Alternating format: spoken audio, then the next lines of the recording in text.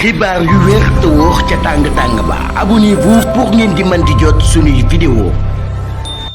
tey jii lay am at ginnaaw bi mu nekkee président de la république di réewum Sénégal di leen jaajëfal bu baax a baax ci ànd gi ak ñun ci chaîne bi di Buzz 221 HD njiitu réew bu Sénégal président Bassirou Diomaye Diakhar Faye tey jii lay am at ci boppum réew mi ñu ñëw ak yéen ci lenn ci li nga xam ni ay décision la yu am solo yoo xam ne jël na ko wala sax ay réalisation bi ci njëkk dañ koy commencé ci tëj gi nga xam ni tëj ñu ko ci base militaire étrangère yi nga xam ne ñoo nekkoon ci réewum Sénégal bokk na ci acte yi am solo wala sax yi gën a am solo yi nga xam ne njiitum réew mi daan na koy def loolu di wane rupture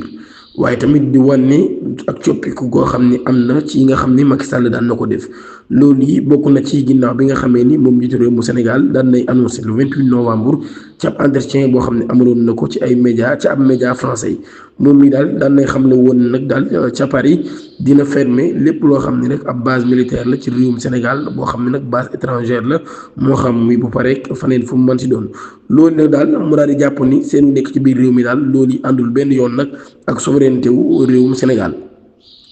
ba tey ci discours à la nation bi nga xam ne defoon na ko le 31 décembre moom mii muy wanewaat ab position boo xam ne daan na koy am daal di déclaré daal ak jeexantalu bépp présence militaire boo xam ne ci bitim réew nga jóge ci réewum Sénégal ci li nga xam ne nag moo di atum 2025 la loolu yi war a am mu nekk nag am message boo xam ne nag daal daan nay wane ak bëgg goo xam ne nag bëgg na ko indiwaat li nga xam ne moo di souveraineté maanaam daal Sénégal moom boppam nag ci lépp loolu ne daal di ñàkk a dépendre ci li nga xam ne moo di bitim réew rawatina ci mbirum militaire rek lu ni mel ak sax ni ñuy sàmmee li nga xam ne moo di sécurité réew mi depuis annonce boobee nag daal France moom mi daal nañu commencé kon di dindi seen ay installation rawatina nag li nga xam ne moo di armée bi nekk ci Dakar ak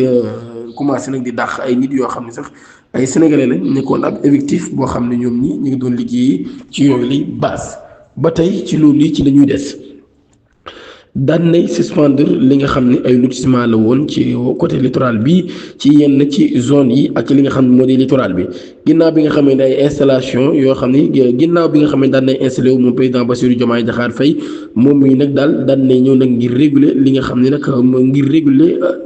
spéculation des foncières ginnaaw bi nga xam ne nag daan nay am ab visite surprise ci Mbourkat moom mii nag daal mbir moomee Mbourkat nga xam ne mi ngi nekk ca Thiès daan nay jël ab mesure bu am solo lool ci wàllum li nga xam ne moo di foncier local yi daal di décider daal di suspendre maanaam daal dagg leen ci ay projets yi nga xam ne amoon ci wàllum lotissement rawatina nag li nga xam ne moo di ci domaine maritime national bi waaye nag ak yenn ci zone yi nga xam ne sax ay zone yu am solo la ci réewum Sénégal décision boobee mi ngi ci jublu ngir xeexal li nga xam ne nag daal mooy jël gi nga xam ne dañ koo jël leen ci ay suuf maanaam daal def ko seen moomeelu bopp waaye tamit sàmm li nga xam ni moo di espace yu sensible yi waaye tamit daal di limiter yenn ci spéculation foncière yi waaye tamit nag daal zone yi nga xam ne dañ fay nekk di menacer li nga xam ne moo di économique ak écologique bi loolu yi fin de janvier bi tamit daal nay def li nga xam ni moo di ab levée partielle de ces suspensions maanaam daal nay tegg ci loolu lenn ci yooyu la suspension ci loolu yi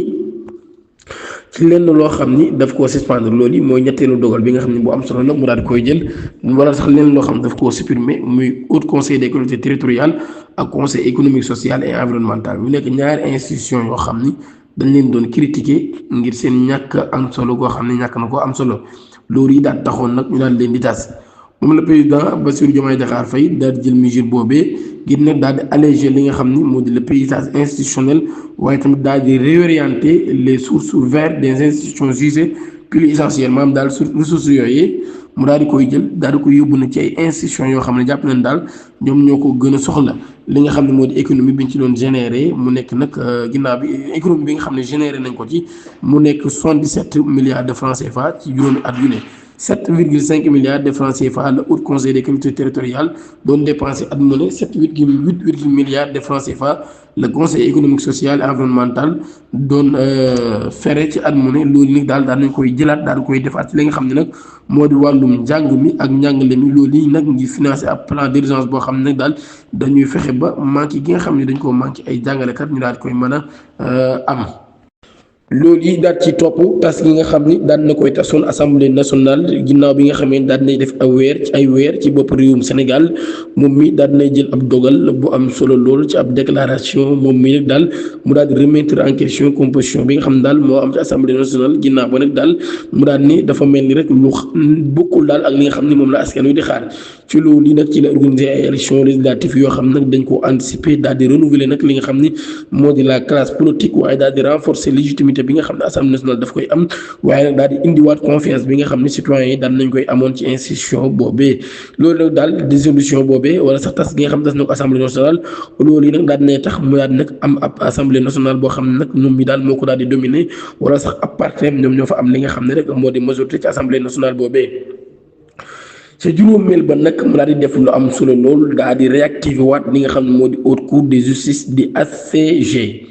mu daal di réactiver waat haute cour de justice bi nga xamee ne nag moom mii mën nañ wax ni sax daanaka gëj nañ koo jëfandikoo wala gëj nañ koo taxawal depuis 2014 ba tey loolu nag daal mu daal di nekk ab acte bu am solo lool loolu yi nekk ab acte bu am solo loolu loo xam daan nañ koy def ngir daal di gën a yokk li nga xam ne nag moo di wàllum droit ci réewum Sénégal ngir mën a xeex ñi nga xam ne daal dañuy def ay njaaxum te dara du leen ci fekk loolu yi nga xam ne nag loolu yi cour bi daal koy chargé wu kon ngir ñi nga xam ne nag dañu nekk ci ab gouvernement wala ñi nga xam ne nekk ay membre du gouvernement wala ñu nekk ay nit yoo xam ne nit yu kawe dañuy doon maanaam ay responsable ñoom ñi nag daal ñu mujjee nekk nag ay nit yoo xam ni daanaka bu ñu defee dara du leen ci fekk loolu kon bu ñu defee dara ci wàllum section bi ñu leen dénkoon daal dara du leen ci fekk gouvernement bi kon daal taxawal ak haute cour des justice ngir ñooñu daal mu daal di mën a garantir li nga xam ne nag moo di conformité des actes gouvernementaux avec la constitution et les lois sénégalaises loolu nekk ab décision boo xam ne bu am solo lay doon dina tax daal li nga xam ne justice daal di mën a def liggéeyam ci yenn pratique yoo xam ne dañu koy gis ci ñenn ñi nga xam ne ay kilifa lañ di ko def lu jëm ci wàllum corruption ak mauvaise gestion maanaam daal wàllum guerre ak yorin boo xam ne daal dañ koy yore lu baaxul ci suñu ay session ci loolu yi mu daal di activer li nga xam ne moo di pôle judiciaire financière pôle judiciaire financière bi nga xam ne créé woon nañ ko ci ab loi boo xam ne ñu ngi ko adopté woon en 2023 pour remplacer la cour de répression de l'enrichissement illicite di créé loolu ne daal di marqué ab tournant bu am solo lool ci xeex bi nga xam ne dañ koy xeex ngirum criminalité économique ak financière mu nekk ab mécanisme boo xam ne nag daal dañ koo taxawal ngir mën a xeex wala sax ngir mën a traité infraction yi nga xam ne day am ci wàllum financière maanaam daal njuumte yi nga xam ne dañ koy def ci wàllum financière waaye nag daal di renforcer li nga xam ne nag moo transparence bi war a am waaye tamit daal di garantir yi nga xam ne nag ñoo di les responsables publics ngir daal di mën nag di rendre ay comptes ci session yi nga xam ne dañ leen koo dénk mais ay session des fonds publics depuis ñu daal di koy créé nag daal nay nangu lu toll ci 2 milliards yu teg juróomi téeméeri millions waaye daal di traité lu toll ci 91 dossiers waaye daal di jàpp lu toll ci 162 personnes muy téeméeri nit ak juróom-benn fukk ak ñaar loolu le procureur daal di xamle moom mi nga xam ne mooy procureur financière di El Hadji Alioune Badara Sylla ba tey ci juróom-ñaareel bi muy ginnaaw bi nga xamee ne daal dañoo suspendre accord de pêche yi nga xam ne amoon nañu ko ak Union européenne kon daal président Faye daal dinay dakkal accord de pêche yi nga xam ne amoon nañ ko ak Union européenne mu daal di jàpp ni loolu nag daal nekkul rek ab maanaam daal lu déséquilibre la te it loolu daal Sénégal amu ci benn intérêt loolu kon moo tax daal bu daal di jël ab décision nag kon daal di dakkal boobu lépp relation commerciale entre ñaari parties yooyu ngir nag daal di gën a sàmm bu baax a baax ressources yi nga xam ne am nañ ko ci réewum Sénégal waaye daal di favoriser li nga xam ne moo di ak napp goo xam ne daal napp gu gën a am solo lay doon wala sax gu gën a gaa jaar yoon ngir ñi nga xam ne ñoo nekk ci réew mi daal ci nag mën a bénéficier wu. waaye nag mu daal di abrogé ay décret yoo xam ne njiitu réew bu Sénégal bi fi nekkoon di Macky Sall mu daal di koy wuutu daal na ko fiy defoon maanaam daal kon daal di annulé ay décisions yoo xam ne Macky Sall daal na koy jëloon ginnaaw bi mu jëlee réew mi moom mii lu toll ci fukki décret ak ñett la signé yoo xam ni Macky Sall daf koo signé woon moom mii daal moom la daal di abrogé bokk na ci nag fal gi nga xam ne dañ koo faloon ay nit ci cour suprême ak ci leen ci ay administration centrale mu nekk ay décisions yoo xam ne nag daal moom mii daf ko daal di rek rendre caduc ci mesures yi nga xam ne daal na koy jël ki nga xam ni moo ko jiite woon daal na koy jël di Macky Sall ba tey ci loolu yi mu daal di abrogé ab décret boo xam ne dañ koo signé woon ngir yokk ay salaire wala sax ngir jox ay salaire ñoo xam ne ay ministre lañu woon ak ay ancien ministre salaire yi toll ci 1,5 million ba 2,8 millions kon loolu yi mu daal di koy nag abrogé maanaam daal di koy dakkal ak ginnaaw bi nga xamee nag daal nañu wax publier ak rapport yëpp yoo xam ni ay rapport d'enquête la loolu yi mooy juróom-ñeenteelu dogal bi nga xam ne daan na koy jël moom mii daal nay signé moom mi nga xam ne mooy président Bassirou Diomaye Faye ngir réew mi daal di am li nga xam moo transparence maanaam daal lépp leer ci la demandé kon Cour des comptes muy office national de lutte contre la corruption ak OFNAC nekk inspection générale d'État di IGE ak ñu daal di publier li nga xam ne kon moo di rapport yi nga xam ne am nañ ko mu nekk ay rapport d'enquête ñu réaliser ko ci diggante 2019 ak 2024 mu nekk ay publication xam dañ koy def nag ngir garantir ab session boo xam ne session bu transparent lay doon ci suñu fonds publics yi waaye tamit ngir mën a répondre aux préoccupations des citoyens concernant la gestion des finances publiques ak li nga xam ne nag moo di rapport de la Cour des comptes ci li nga xam ne am nañ ko ci ay wàllum bor ak yu ni mel loolu sax ñu daal leen di accuser nag li nga xam ne moo di ay falsification des données économiques loolu daal di indi nag ay réaction yu bëree bëri